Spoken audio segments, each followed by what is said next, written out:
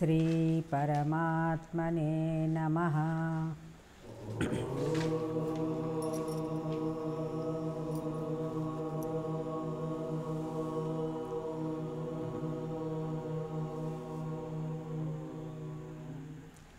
श्री परमात्मने नमः। अथ चतुर्दशोऽध्यायः। गुणत्रयविभागयोगः। श्रीभगवानुवाच 19వ మంత్రం। नान्यं गुणेभ्यः कर्तारं यदा द्रष्टानुपश्यति गुणेभ्यश्च परं वेत्ति मद्भावं सोऽधिगच्छति। गुणानेतानतीत्यत्रीन् देही देहसमुद्भवान् जन्ममृत्युजरा दुःखैः विमुक्तो अमृतमश्नुते। अर्जुन उवाच कैर्लिङ्गैत्रीन् गुणानेतान् अतीतो भवति प्रभो किमाचारः कथं चैतान् त्रीन् गुणानतिवर्तते। नान्यं गुणेभ्यः कर्तारं यदा द्रष्टानुपश्यति गुणेभ्यश्च परं वेत्ति मद्भावं सोऽधिगच्छति। गुणानेतानतीत्यत्रीन् देही देहसमुद्भवान् जन्ममृत्युजरा दुःखैः विमुक्तो अमृतमश्नुते। अर्जुन उवाच कैर्लिङ्गैत्रीन् गुणानेतान् अतीतो भवति प्रभो किमाचारः कथं चैतान् त्रीन् गुणानतिवर्तते। नान्यं गुणेभ्यः कर्तारं यदा द्रष्टानुपश्यति गुणेभ्यश्च परं वेत्ति मद्भावं सोऽधिगच्छति। गुणानेतानतीत्यत्रीन् देही देहसमुद्भवान् जन्ममृत्युजरा दुःखैः विमुक्तो अमृतमश्नुते। अर्जुन उवाच कैर्लिङ्गैत्रीन् गुणानेतान् अतीतो भवति प्रभो किमाचारः कथं चैतान् त्रीन् गुणानतिवर्तते।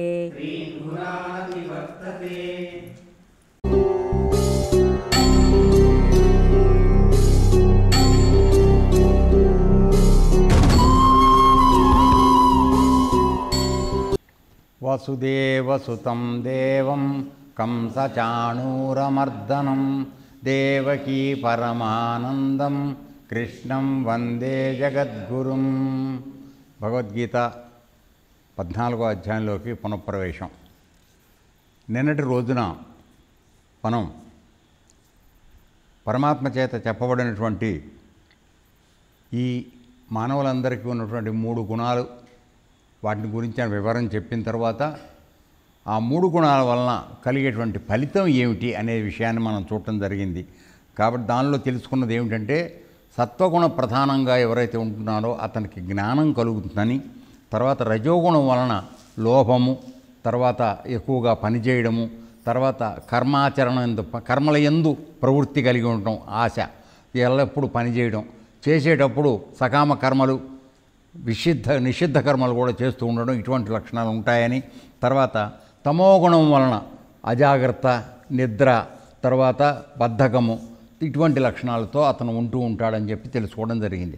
అయిన తర్వాత ఇప్పుడు ఈ గుణాలలో ఉన్నవాళ్ళు మరణించిన తర్వాత ఏ ఏ లోకాలకు వెళ్తారనే విషయాన్ని కూడా మనం చూడటం జరిగింది. అక్కడ మనం చూసినప్పుడు ఏమిటంటే సత్వగుణంలో కలవాళ్ళు, అంటే సత్వగుణంతో ప్రవర్తిస్తున్న వాళ్ళు మరణానంతరము ఊర్ధ్వలోకాలకు వెళ్తారని చెప్పబడింది. అలా తర్వాత రజోగుణంతో ఉన్నవాళ్ళు మరణించిన తర్వాత మధ్యలోకంలో, మనుష్యలోకంలో ఉంటారని చెప్పబడింది. తర్వాత తమోగుణంలో ఉన్నవాళ్ళు అధోలోకాలకు వెళ్ళటం కానీ, లేక మానవ జన్మలోనే అత్యంత సంబంధ బాంధవ్యాలు లేనటువంటి మానవ జన్మలోకి రావడం కానీ జరుగుతుందనే విషయాన్ని మనం చూడటం జరిగింది. అయిన తరువాత ఇక గుణాల గురించినటువంటి ప్రస్తావన అంతా చెప్పిన తర్వాత పరమాత్మ నిన్నటి రోజున మానవులు ఈ గుణాల విషయం అంతా తెలుసుకున్న తర్వాత, ఈ గుణాలు ఎలాగో ఉన్నాయి, మనం వద్దన్నా మనం వాటితోనే పుట్టాం, ప్రకృతితో వచ్చాము, ప్రకృతి నుంచి జనితమైనటువంటి గుణాలు ఉన్నాయి, వీటికి అంటుకుని ఉంటున్నాము. అయితే వీటి నుంచి విడివడి నీవు నీ యొక్క స్వస్వరూపం ఏమిటి? పరమాత్మ యొక్క ప్రతినిధివి నువ్వు, ఆయన యొక్క బీజానివి. కాబట్టి ఆయనలో కలిసిపోవడానికి చేయవలసిన పని అనగా మోక్షం పొందడం ఎట్లా అనే దాని గురించి చెప్పినప్పుడు, ఈ గుణాలు చేస్తున్న పనులు గుణాల వలనే జరుగుతున్నాయి కాబట్టి ఈ గుణాలతో నాకు సంబంధం లేదు అని, ఆ గుణాలలో నీవు కలిసిపోయి ప్రకృతి సంబంధమైన పనులు చేసుకుంటూ ఇది నేను చేస్తున్నాను, నాకు కావాలి, నా వలన జరుగుతోంది అనేటువంటి భావనతో ఆ కర్మల్లో ఇరుక్కుపోయి వాటి యొక్క పాపపుణ్యముల యొక్క సంబంధంతో నిన్ను బంధించుకోవడం కన్నా అవి గుణాలతో చేసుకుంటున్నాయి, గుణాలు నేను కాదు, ఈ శరీరం నేను కాదు, కాబట్టి నేను దానికి సాక్షిగా ఉన్నాను అని ద్రష్టగా ఎవరైతే మారుతున్నాడో వాడు మోక్షాన్ని, నా స్వరూపాన్ని పొందుతాడు అని చెప్పి నిన్న మనం మొదలుపెట్టాం. దాని విషయంగా చాలా వరకు మనం మాట్లాడటం జరిగింది. అయినప్పటికీ ఈ అధ్యాయం మొత్తం మీద ఈ 2 శ్లోకాలు, 19వ శ్లోకము 20వ శ్లోకము 2 ప్రాణం వంటివి కాబట్టి మళ్ళీ కొద్దిపాటి వివరణ మనం చేసుకుంటూ ముందుకు వెడదాం. ఏమిటి చెప్తున్నాడంటే, జ్ఞాని ద్రష్ట అయిన వాడు ఏ విధంగా ఉంటాడు, వివేకవంతుడైన వాడు ఏ విధంగా ఉంటాడనంటే, ఈ త్రిగుణములే కర్త, అంటే 3 గుణాలు అనగా ప్రకృతి నుంచి జనితమైనటువంటి 3 గుణాలే మానవుల చేత శరీరానికి బంధింపజేసుకుని 3 గుణాల చేతనే జరుగుతున్నాయి పనులన్నీ. కాబట్టి నిజమైన కర్త ఎవరు అంటే 3 గుణాలే. ఈ 3 గుణాలు మనస్సు యొక్క ఆధారంతో పనులు చేస్తున్నాయి. కాబట్టి ఈ 3 గుణాల కన్నా పైన ఉన్నటువంటి మనసు ఏదైతే ఉన్నదో అది నిజమైన కర్త. కానీ ఆ మనసు నువ్వా? కాదు. ఎవరికుంది ఈ మనసు? నీ సూక్ష్మ శరీరానికి ఉన్నది. కాబట్టి అది పంచభూతాత్మకమై ఉన్నది. కానీ నీవు నిజానికి జీవుడు రూపంగా, జీవాత్మగా ఉన్నటువంటి నీవు పరమాత్మ యొక్క ప్రతినిధివి. అవి నీకు నిజంగా అంటుకుని లేవు. కేవలం అవి నీకు ఎందుకు ఇవ్వబడినాయి అంటే, ఈ ప్రపంచంలో నువ్వు బతకడానికి ఒక ఉపకరణం కింద అవి ఇవ్వబడినాయి నీకు. కానీ వాటిల్ని మెయిన్ చేసుకుని నువ్వు అసలు పరమాత్మను మర్చిపోవడం అనేది కరెక్ట్ కాదు. అందుకని ఎంతకాలం అయితే ఆ గుణాలతోనూ ఇంద్రియాలతోనూ మనం కలుపుకుని నేనే వాడిని, ఈ దేహాన్ని అనుకుని మనం ప్రవర్తిస్తూ ఉంటున్నామో అంతకాలం కూడా ఏమవుతున్నామంటే పరమాత్మకు దూరం అయిపోతున్నాం. అంటే మనమందరం అవివేకులుగా ఉన్నామని అర్థం.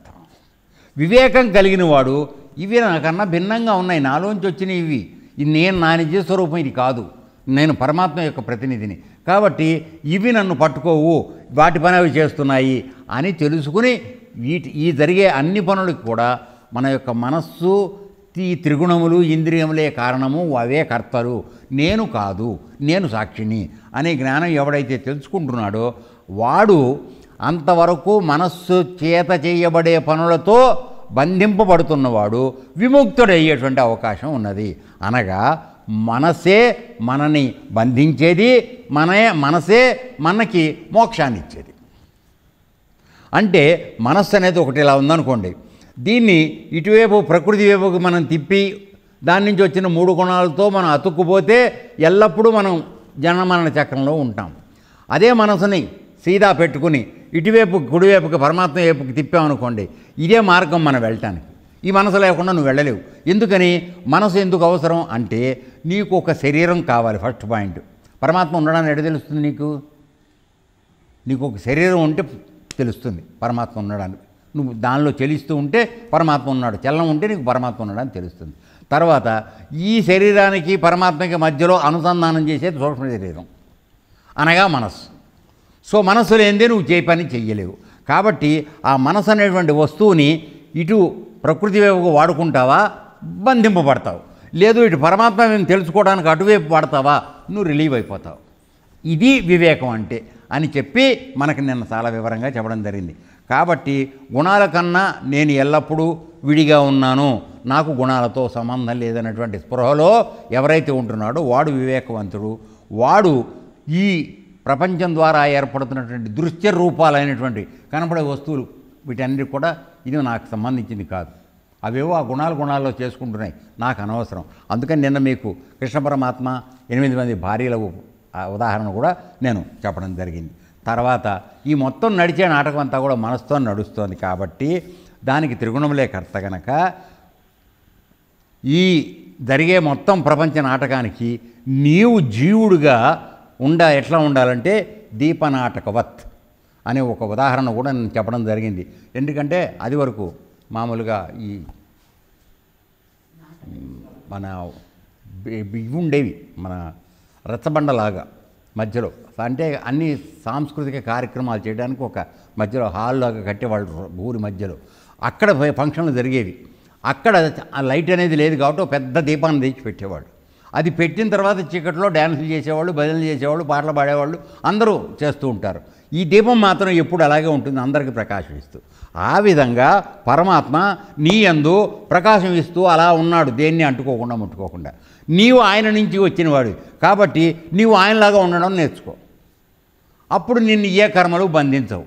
త్రిగుణాలు అమ్మాయిలు ఎంతమంది డ్యాన్స్ ఆడినా, తర్వాత ఎంతమంది భజనలు చేసినా, ఎంతమంది పాటలు పాడినా నీకేం కాలా, నువ్వు మాత్రం అక్కడ ఉన్నావు.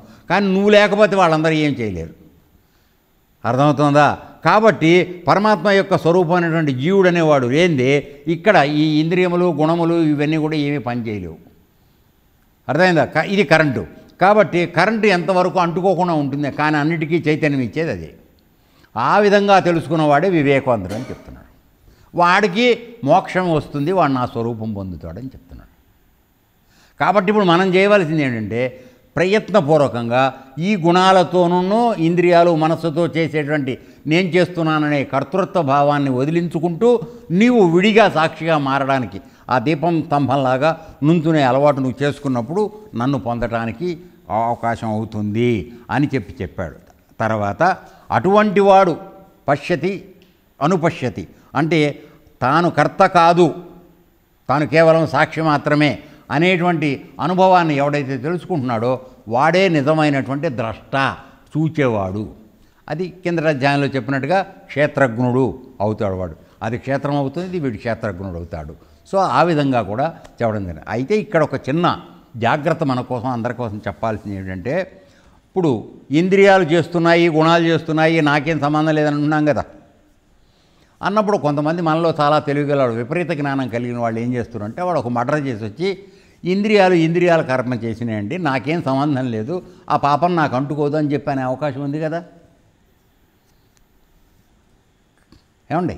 అక్కడ అది దాన్ని ఏమంటారంటే విపరీత జ్ఞానం లేక అతికి తెలివితేటలు అంటారు. అవి ఇప్పుడు ఈ ప్రపంచంలో కలియుగంలో ఇప్పుడు ఎక్కువగా ఉన్నాయి. వాటి విషయంగా జాగ్రత్త. ఎందుకంటే ఇట్లా చెప్పేవాళ్ళు కొంతమంది వస్తారు, నువ్వు ఇప్పుడు దేవుడి మార్గం పట్టుకుని వెళ్ళంగానే అదేంద్రా నేను చేసి వచ్చానన్న మటరు, నాకేముంది, అంత శరీరమే చేసింది, నాకేం సంబంధం లేదని అనేవాడు ఉండొచ్చు.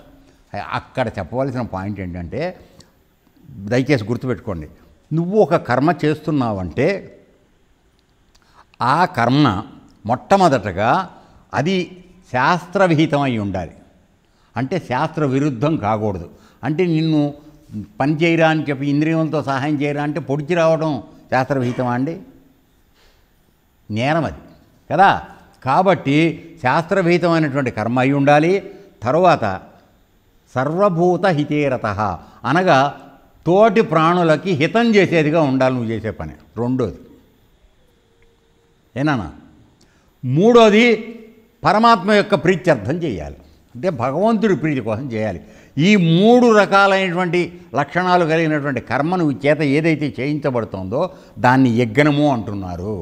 ఇటువంటి యజ్ఞం చేసినప్పుడు చేసిన కర్మ యొక్క పుణ్యపాపముల ఫలితము నిన్ను బంధించవు, నీవు అప్పుడు అకర్ముడుగా మారతావు. అప్పుడు ఈ గుణములలోనే చేసుకుంటున్నాయనే మాట నీ యందు నిజంగా నిరూపింపబడుతుంది. అంతేగాని నేను గుణాలలో చేసుకుంటున్నాయని చెప్పి నువ్వు వెళ్ళి మర్డర్ చేసి రావడం చేస్తే అది కరెక్ట్ కాదు. ఈ జాగ్రత్త మాత్రం దయచేసి మీరు ఎవరైనా మిమ్మల్ని ప్రలోభ పెట్టచ్చు రేపు పొద్దున ఆర్గ్యుమెంట్లో, దయచేసి సమాధానం చెప్పడానికి రెడీగా ఉండండి. సో ఈ విధంగా మనం అన్నీ చూసిన తర్వాత ఇప్పుడు రెండో విషయానికి వెళ్తున్నాడు పరమాత్మ. ఈ విధంగా గుణాలే చేస్తున్నాయనే జ్ఞానం కలగడమే మానవ జన్మలో. గుణాల గురించి ఇప్పుడు మనం ఎందుకు తెలుసుకుంటున్నామంటే ఈ గుణాలు నేను కాదు, ప్రకృతితో వచ్చినవి, నేను ప్రకృతికి సంబంధించిన వాడిని కాదు, పరమాత్మకు సంబంధించిన వాడిని, కాబట్టి నేను ఇక్కడ సాక్షి మాత్రమే అనే జ్ఞానం కలిగిన వాడే వివేకవంతుడు. అట్లా ఉన్నవాడు నన్ను చేరుతున్నాడు అని చెప్పాడు. ఓకే, ఇది అయిన తర్వాత ఏం చేస్తున్నాడు? అలా ఉన్నావనుకో నీకేమిటి జరుగుతుంది? మనకెప్పుడు లాభం కావాలి కదరా, ఏదైనా పని చేసామంటే నాకేంటి అనే పాయింట్ వస్తుంది. ఆధ్యాత్మికంలో కూడా మనకు అదే ఆలోచన. కాబట్టి ఆ విషయం మన బలహీనత ఆయనకి తెలుసు. అందుకోసం ఆయన ఏం జరుగుతుందో 20వ శ్లోకంలో చెప్తున్నాడు. దేహి, జీవుడు దేహ సముద్భవాన్, దేహోత్పత్తికి కారణభూతములకు ఏతాన్, ఈ 3 గుణాన్, 3 గుణములను అతీత్య దాటి లేక పోగొట్టుకొని జన్మ మృత్యు జరాదుఃఖై, అనగా పుట్టుక, చావు, ముసలితనము, దుఃఖము అను వాని చేత విముక్త, లెస్సగా విడువబడిన వాడై అమృతం, మోక్షమును లేక మరణరహిత స్థితిని, ఆత్మస్థితిని అశ్నుతే, పొందుతున్నాడు. ఇవి ఇట్లా నువ్వు గనక నేను గుణాలు చేస్తున్నాయి, నాకు సంబంధం లేదు, నేను సాక్షిగా ఉంటానని నువ్వు ఎప్పుడైతే ప్రయత్నం చేస్తున్నావో, గుణాల యొక్క ప్రభావం నీ మీద లేకుండా అయిపోతుందో, అప్పుడు ఏం జరుగుతుందంటే జీవుడు అంటే మనమే, జీవుడు అంటే మనమే, జీవాత్మ అంటాం దీన్ని, లేక సూక్ష్మ శరీరాన్ని ధరించినటువంటి వాడు జీవుడు. ఓకే, సో జీవుడు దేహ ఉత్పత్తికి కారణభూతములైనటువంటి ఈ 3 గుణములను దాటి, ఇప్పుడు ఏం చెప్పాను ఇందాక మీకు, ఈ గుణాలలోని చేస్తున్నాయి, గుణాలు నాకు సంబంధం లేదు కాబట్టి నేను విడిగా ఉన్నాను అంటున్నాం కదా, అప్పుడే మోక్షం అంటున్నాం కదా.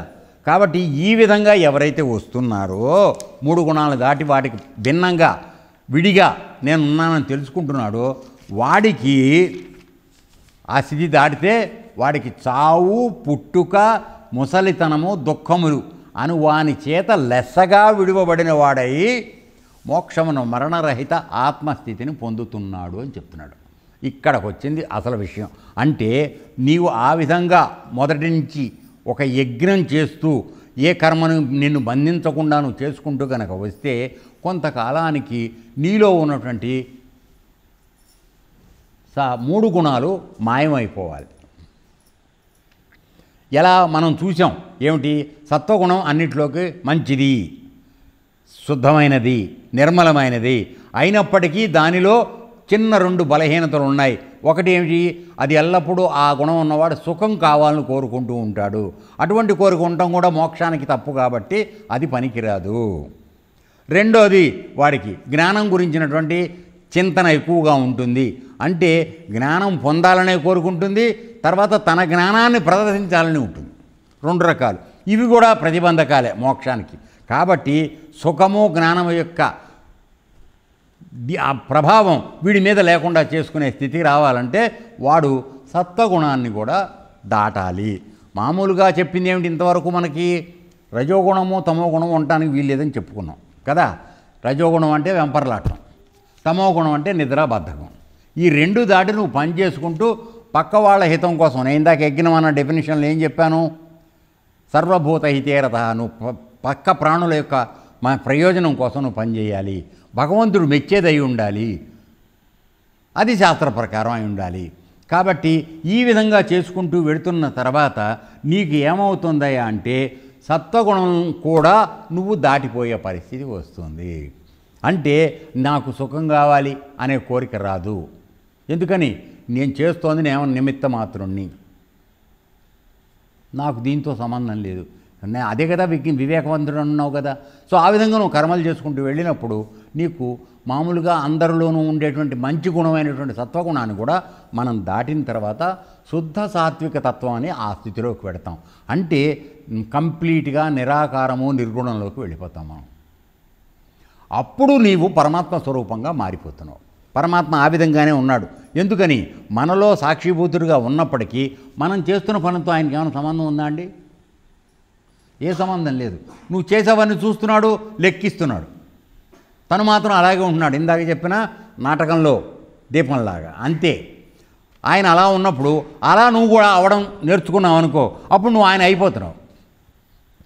దానివల్ల ఏం జరుగుతోంది? అమృతతత్వం అంటున్నాడు. అంటే చావు పుట్టుక. మామూలుగా పుట్టంగానే మనందరికీ ఏం జరుగుతుందిరా అయ్యా?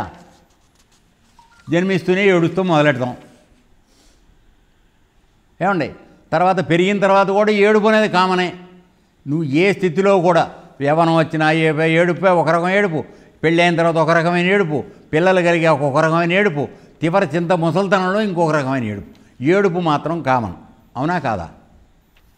కాబట్టి జన్మ జరా దుఃఖం ఈ 3 రకాలైనటువంటి 4 రకాలైనటువంటి స్థితులు పుట్టిన ప్రతివాడికి ఉంది. కాబట్టి ఆ పుట్టుక లేని స్థితిని తీసుకురావడం అంటే అమృతతత్వానికి వాడు చేరతాడు. అంటే గురువుగారు నువ్వు చావు లేని స్థితి అమృతతత్వం అంటున్నావు, మరి పుట్టిన తర్వాత నేను చావకుండా ఎట్టా ఉంటానండి అని మనకు డౌట్ రావచ్చు. ఇక్కడ చావు లేకుండా అవుతున్నాడు అంటే అర్థం ఏంటంటే మళ్ళీ పుట్టట్లేదని అర్థం. ఎందుకంటే నువ్వు ఒకసారి పుడితే చావడం ఖాయం. ఇప్పుడు ఈ జన్మకు వచ్చావు, ఈ జన్మ శరీరం పోకుండా ఉండడానికి వీల్లేదు. ఖచ్చితంగా నువ్వు జ్ఞానం తెలుసుకో, ఏమన్నా చెయ్యి, లేదా అజ్ఞానిగానే ఉండు, వివేకం ఉండు, వివేకం లేకపో అవివేకంగా ఉండు, ఏమైనా సరే శరీరం మాత్రం వెళ్ళిపోతుంది. అర్థమైందా? పోయేటప్పుడు వివేకవంతుడిగా పోతే నువ్వు మళ్ళీ వెనక్కి రావక్కర్లా, జన్మించక్కర్లా, అది లాభం. ఆ విధంగా మృతత్వం లేకుండా అంటే చావు లేకుండా అమృతతత్వం ఎల్లప్పుడూ పరమాత్మ దగ్గర ఉండేటువంటి సౌకర్యాన్ని నువ్వు పొందుతావు సుమా. అది నీ లాభం. ఈ గుణాలను దాటి నీవు సాక్షిగా ఉండడం అలవాటు చేసుకుంటే కలిగే లాభం ఏమిటంటే ఆ విధంగా ఉండేటువంటి అవకాశం ఉంది అని చెప్పడం జరిగింది. తర్వాత దీంట్లో మనం చూడవలసింది ఏంటంటే ఈ గుణాల వలన నువ్వు కనుక వాటికి అంటి ముట్టకుండా ఉండేటట్టుంటే గుణాల వలన జరిగే అపకారం ఏమిటో నీకు తెలుస్తోంది. నిన్ను బంధిస్తున్నాయని తెలుస్తోంది కదా నాన్న. గుణాలను దాటితే జరిగే ఉపకారం ఏమిటో తెలుస్తుంది. ఏమిటి ఉపకారం? మళ్ళీ చావు జన్మ లేకుండా మళ్ళీ మనం ఎప్పుడూ పరమాత్మ దగ్గర ఉండేటువంటి అమృతతత్వం మనకు కలుగుతుంది అనేది తెలుసుకుంటోంది. కాబట్టి ఈ శ్లోకంలో ఆ 2 విషయాలు చెప్పడం జరిగింది. తర్వాత దేహ సముద్భవాన్ అని చెప్పడం వలన ఈ గుణముల వలన మనస్సు ద్వారా నీవు జననం మరణం అంటే దేహాలను పొందుతున్నావు అంటున్నాడు. దేహ సముద్భవాన్, దేహాలు సృష్టింపబడుతున్నాయి అంటే అర్థం ఏమిటి? నువ్వు మళ్ళీ పుడుతున్నావు అని. అంతే కదా, ఒక దేహం వస్తేనే కదా నువ్వు పుడుతున్నావు అంటే ఒక దేహం వస్తుంది ఆటోమేటిక్గా. కాబట్టి దేహ సముద్భవాన్ ఆ పరిస్థితి నీకు లేకుండా చేస్తాను రా అయ్యా. అర్థమైందా? గుణాలు చేసుకున్నాయని వాటికి దూరంగా నువ్వు జరిగిపో అనుకో, నువ్వు మళ్ళీ పుట్టే పని రాను. ఆ విధంగా మళ్ళీ పుట్టే పనికి రాకుండా నేను చేస్తున్నా అంటే అర్థం ఏమిటి? అమృతతత్వమే కదా. పరమాత్మ దగ్గర ఎలా ఉన్నాడో ఆయన ఎల్లప్పుడూ ఎలా నిలబడి మార్పు లేకుండా ఆది అనంతము అయిపోయి ఉన్నాడో సనాతనుడుగా నువ్వు అలాగే మారిపోతావు. మళ్ళీ పుట్టడం అనే సమస్య రాదు. పుడితేనే కదా ఈ కష్టాలను వస్తున్నాయి. ఒకసారి పుడితే జన్మ, తర్వాత ఇది వృద్ధాప్యము, రోగము, చావు, ఈ 4 వస్తున్నాయి. నువ్వు అసలు పుట్టకుండా పోతే ఇవి రావు కదా. ఇదే ఫలితం నీకు, లాభం ఇది. అర్థమైందా? తర్వాత అయితే కొంతమంది మనలో జన్మ వస్తే ఏమైందండి, నేను బాగానే ఉన్నాను కదా, 4 నోళ్ళు కొడుతున్నాను, కోటీశ్వరుడు అవుతున్నాను, నాకు బాగానే ఉంది కదా అని నువ్వు అనుకోవచ్చు. కానీ అట్లా కోట్లు సంపాదించిన వాళ్ళు ఎంతమంది నిజంగా సౌఖ్యంగా ఉన్నారో ఒక్కసారి చెప్పండి. రోజు ఇన్నెన్ని గోళీలు మింగందే వాడికి అన్నం తినడానికి యోగ్యత లేదు, నిద్రపోయేదానికి నిద్రపడదు. ఏమండి, ఆ కోట్లు ఎవడెత్తికెళ్తాడో తెలీదు, ఇన్కమ్ ట్యాక్స్ వాళ్ళు ఎప్పుడు రేడ్ వస్తారో తెలీదు. ఏనన్నా ఎప్పుడన్నా నువ్వు ప్రశాంతంగా ధైర్యంగా గుండెల మీద చేసి నిద్రపోతావా? అన్యాయంగా సంపాదించినప్పుడు లేదు. ఉన్నదాంతో సంతృప్తిగా ఉన్నావు, నీకు ఎవరి గురించిన భయం లేదు నీకు. సపోజ్ దొంగ వచ్చాడు అనుకుందాం, సరే మన దగ్గర చూసిన తర్వాత వాడికి నిజంగా అనిపించి వీడు అసలు ఎట్టే బతికి వస్తున్నాడు రా అని పక్కింట్లో వాడు దోచుకొచ్చింది మన దగ్గర పెట్టాడతాడు, వీడు ఎట్లా బతికి వస్తున్నాడు అని. అంతే, అదే మన దగ్గర పట్టుకెడదామని వచ్చాడు, మన దగ్గర ఏమీ లేవు, వీడు అసలు ఎట్టి బతికి వస్తున్నాడు, నేనే నయం అక్కడిక్కడ కొట్టుకుని శుభ్రంగా ఉన్నానని కాస్త వాడు తీసింది అడ్డుపులు బంగారం ఇంత ఇక్కడ పడేసిపోతాడు, బతకని వెతవని చెప్పి. ఆ విధంగా దొంగకు కూడా మన మీద జాలి కలిగే అవకాశం ఉంది. ఎందుకని నువ్వు నిర్లిప్తంగా ఉన్నావు, ఉన్నదాంతో సంతృప్తిగా పచ్చడేసుకుని ఆనందం హాయిగా ఉన్నావు, నిద్ర పట్టకపోయే సమస్య లేదు. ఏనన్నా అన్ని పంచపక్షరాలు టేబుల్ నిండా ఉంటాయి, ఆ టేబుల్ ఇక్కడి నుంచి అక్కడ దాకా ఉంటుంది, సినిమాల్లో చూస్తూ ఉంటాం కదా మనం, మా టేబుల్ నిండా ఉంటాయి. కానీ ఏం లాభం, ఎవడు దాన్ని ఇట్లా ఓ చెంచాతో వేసుకోవడం వదిలేయటం, చెంచాతో వేసుకోవడం వదిలేయటం, ఏది కడుపు నిండా తినే అవకాశం లేదు. తింటే అరగదు, రోగాలు, ఇన్ని మాత్రలు, భోజనం ఇంత మాత్రలు ఇంత, ఈ విధంగా జీవితం గడుపుతూ ఏమిటి నువ్వు జీవితంలో అంతే సుఖాన్ని అనుభవిస్తున్నావు, నాకు సుఖంగా ఉంది కదా అని అంటా, నువ్వు ఏమిటి సుఖంగా ఉన్నావు, ఒక్కసారి ఆత్మవిమర్శ చేసుకో. అర్థమైందండి?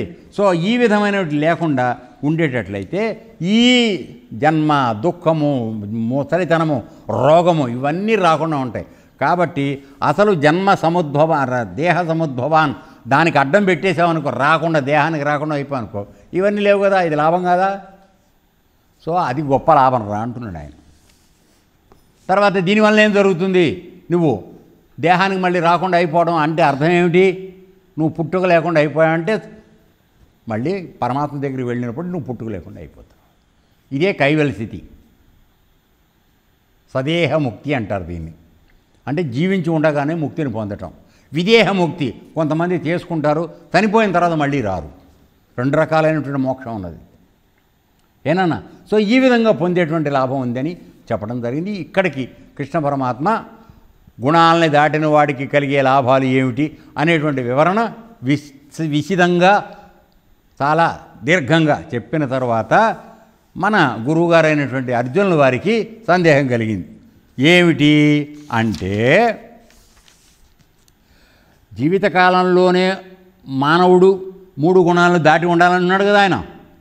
అలా ఉండటం బాగానే ఉంది, అమృత ప్రాప్తి వస్తుందని చెప్తున్నాడు. అంటే మళ్ళీ పుట్టాల్సిన అవసరం రాకుండా ఉన్నాడు. మరి ఇది చెయ్యాలంటే అసలు ఆ గుణాతీత పురుషుడు లక్షణాలు ఎట్లా ఉంటాయి, వాడెట్టా ఉంటాడు, వాడు ఎట్లా ప్రవర్తిస్తూ ఉంటాడు, అది నాకు కూడా చెప్తే ఆ పని నేను చేస్తాను. అంటే ఇప్పుడు నువ్వన్నీ చెప్తున్నావు గుణాతీతాలని, కానీ అది ఎట్ట చేయాలి, దానికి ఒక మార్గం చూపించాలి కదండి. అందుకని మొట్టమొదటిలో ఆయన భగవద్గీత చదవడం మొదలుపెట్టినప్పుడే స్థితప్రజ్ఞుల లక్షణాలు ఎట్లా ఉంటాయి నాకు చెప్పు, స్థితప్రజ్ఞ కా భాష అని అడుగుతాడు ప్రశ్న. దాని మీద 5 శ్లోకాలు చెప్పాల్సి వస్తుంది ఆయన. స్థితప్రజ్ఞుడు అనేవాడు ఎట్లా ఉంటాడు, అట్లాగే ఇప్పుడు గుణాతీతమైన వాడు ఎట్లుంటాడు, ఆయన ఎట్టో గుర్తుపట్టాలి, వాడు ఏం చేస్తూ ఉంటాడు, ఇవన్నీ చెప్పమని అడుగుతున్నాడు. ఆ శ్లోకం ఏదో మనం ఒకసారి చూద్దాం. 21 అర్జున ఉవాచ. ప్రభో అనగా కృష్ణ పరమాత్మను ఓ ప్రభో అని చేస్తున్నాడు. ఏతాన్ ఈ 3 గుణాన్ 3 గుణములను అతీత అధిగమించిన పురుషుడు కైలింగై ఏ లక్షణములతో కూడి భవతి ఉండునో చ మరియు కిమాచార ఎట్టి ఆచరణములను భవతి కలిగియుండును. ఏతాన్ 3 గుణాన్ మనుష్యుడు ఈ 3 గుణములను కథం ఎట్లు అతివర్తతే దాటివేయుతున్నాడు లేక అధిగమించుతున్నాడు.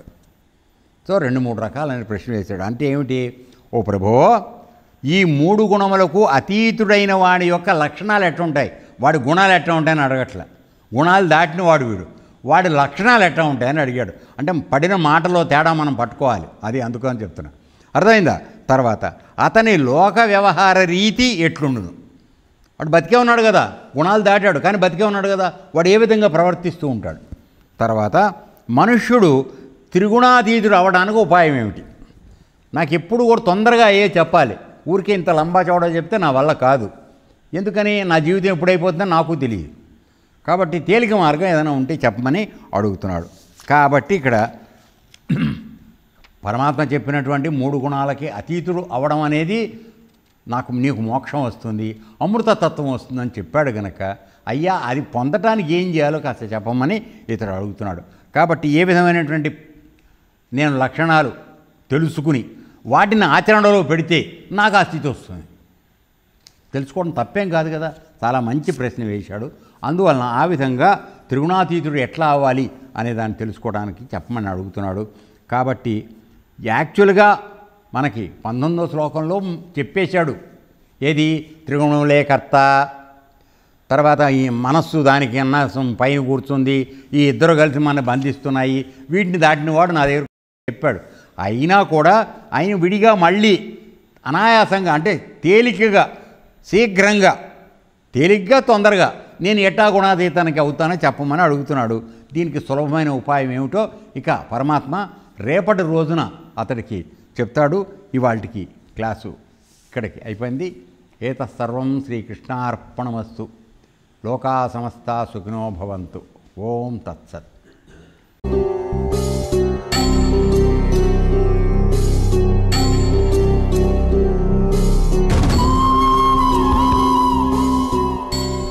ఓం తత్సదితి. శ్రీమద్భగవద్గీతాసు ఉపనిషత్సు బ్రహ్మ విద్యాయాం యోగశాస్త్రే శ్రీకృష్ణార్జున సంవాదే గుణత్రయ విభాగ యోగో నామ